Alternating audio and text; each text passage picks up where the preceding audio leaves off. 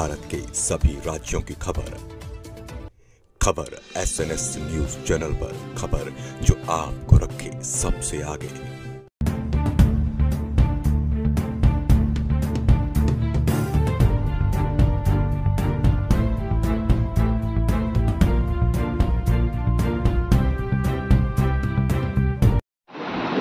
बजरंग दल द्वारा आयोजित नगर के वरिष्ठ और प्रधान नागरिक बंधुओं की विचार प्रस्तुति में आए हुए सभी विभिन्न सामाजिक संस्थाओं के प्रमुख, बजरंग के कार्यकर्ता, विष्णु प्रसाद के गायकवाड़ कार्यकर्ता,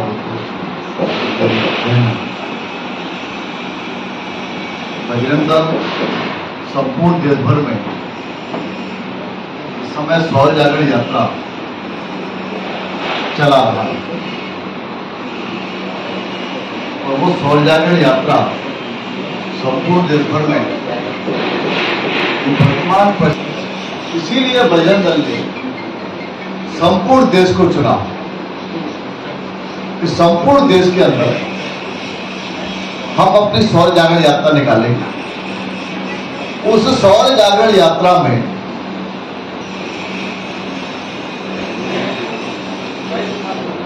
अपने कुछ बिंदु हैं, उनको तय रखेंगे, उनसे कोई समझौता नहीं करेंगे और वो समाज के सामने बताएंगे।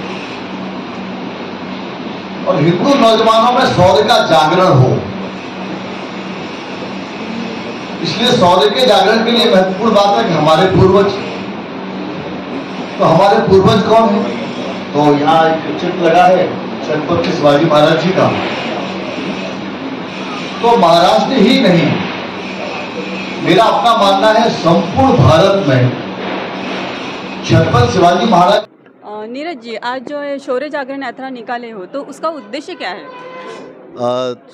सौर जागरण यात्रा का उद्देश्य संपूर्ण देश भर में वर्तमान परिस्थिति जो चल रही है संपूर्ण देश के अंदर ध्यान में आ रहा है कि बहुत बड़े पैमाने पर इस्लामिक जिहाद, लब जिहाद, लैंड जिहाद और आतंकवादी घटना है, देश के खिलाफ कुछ षड्यंत्र, इसके साथ ही बड़े पैमाने पर ईसाई धर्मांतरण, ये जो दो तीन चीज़ें चल रही हैं जिनके माध्यम से देश को अस्थिर करने का जो प्रयत्न हो रहा है और हिंदू जीवन में उठा रखा। जैसे अभी तमिलनाडु के मुख्यमंत्री के बेटे ने कहा कि सनातन डेंगू, मलेरिया, कोरोना की तरह इसको समाप्त होना चाहिए। ये इस तरह के जो चित्र सामने आ रहे हैं, सर तन से जुदा जैसे धमकियाँ आ रही हैं, तो इससे ये षड्यंत्र क्यों चल रहे हैं, कैसे चल रहे हैं, इनसे देश भर में आगाह करने के लिए और देश के अंदर हिंदू नौजवानों को सामूहिक करने, संगठित करने के लिए, उन्हें जागृत करने के लिए, उनमें शौर्य का भाव जागे कि कैसे शिवाजी महाराज ने, छत्रपति शिवाजी महाराज ने, कैसे महाराणा प्रताप ने, कैसे बाल गंगाधर तिलक ने, कैसे भगत सिंह, चंद्रशेखर, सुभाष चंद्र बोस ने किस प्रकार से देश की रक्षा की है जब आवश्यकता पड़ी। वो भी वर्तमान परिस्थिति थी, यही वर्तमान परिस्थिति है। हम आज स्वतंत्र हैं, तो ऐसे समय में हिंदू सक्रिय होकर के, संगठित होकर के इनको परास्त करें और अपने नागरिक होने के कर्तव्य को निभाएं ताकि मातृभूमि किसी खतरे न पड़े और देश द्वारा से कभी गुलाम ना हो सके। जैसे पहले देखा गया है कि कहीं भी अगर अन्याय अत्याचार होता आ रहा है तो विश्व हिंदू परिषद या बजरंग दल हर किसी को सपोर्ट करते हैं, अन्याय के खिलाफ आगे रहते हैं, लेकिन जो मणिपुर का मुद्दा चल रहा है अभी तक वो शांत होने का नाम नहीं रहा, तो आप उस मुद्दे पर क्यों नहीं बोल रहे?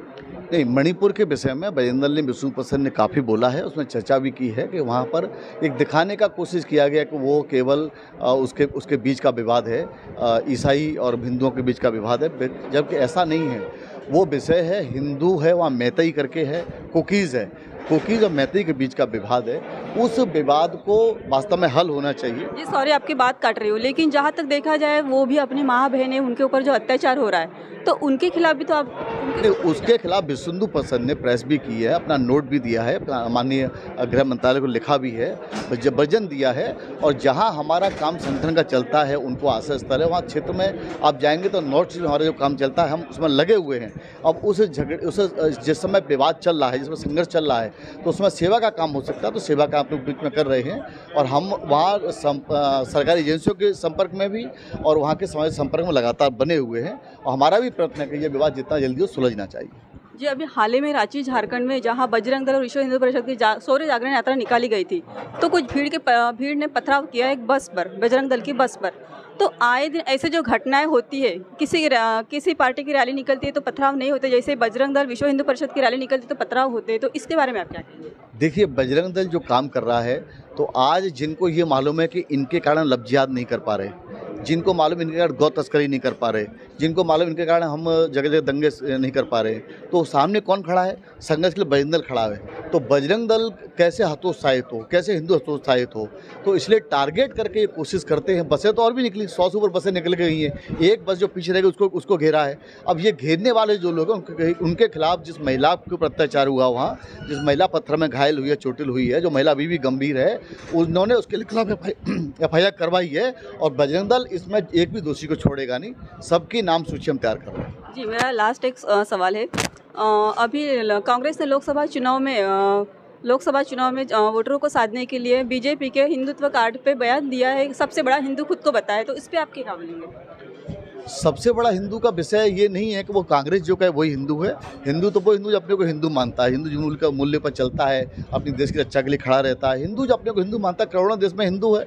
अब कांग्रेस डिफाइन नहीं कर सकती, जो कांग्रेस डिफाइन करेगी कि वो हिंदू है, उसके अनुसार हिंदू नहीं है। अगर वो हिंदू अपने को मानते तो वो जनेऊ कोट को पहनना पसंद करते हैं, लेकिन बाद में हिंदू विरोधी ही काम करते हैं। उनकी ही पार्टी के अध्यक्ष हिंदू को कहते हैं कि सनातन को, उनके ही इंडिया जो अलायंस बनाया है उसके लोग कहते हैं कि सनातन समाप्त होना चाहिए। तो वो हिंदू के बारे में नहीं कह सकते। हिंदू देश में बाकी सब हिंदू है, हिंदू वो नहीं है जो हिंदू के बारे में गलत बयानबाजी कर रहे हैं। जैसे लोकसभा चुनाव सामने आता है, कुछ समय बाकी है, तो हर कोई पार्टी अपने इस पे यात्रा निकाल रही है, रैली निकाल रही है।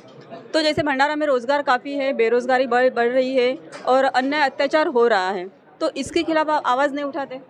नहीं, हिंदू स्वावलंबी हो, यह बजरंग दल लंबे समय से हिंदू स्वावलंबी हो, इसलिए बजरंग दल स्वयं अपने हिंदू नौजवानों को सक्रिय करके, संगठित करके और उनकी जानकारी लेकर के उनको छोटे छोटे कुटीर उद्योग, कुटीर काम चलवा रहा है। प्रत्येक 6 महीने में बजरंग दल 7 से 8 हज़ार नौजवानों को छोटे छोटे कामों के माध्यम से स्वावलंबी बनाने का काम कर रहा है। बाकी कुछ काम सरकारों के, प्रशासन के, शासन के, उनकी स्कीमें उनमें वो लोग काम करें, लेकिन जो जब अगर नहीं है तो बजरंग दल से जुड़े ऐसे नौजवान, और जो हो सकेगा बजरंग दल उनको स्वावलंबी हिंदू बनाने का प्रयत्न करेगा। बहुत बहुत शुक्रिया।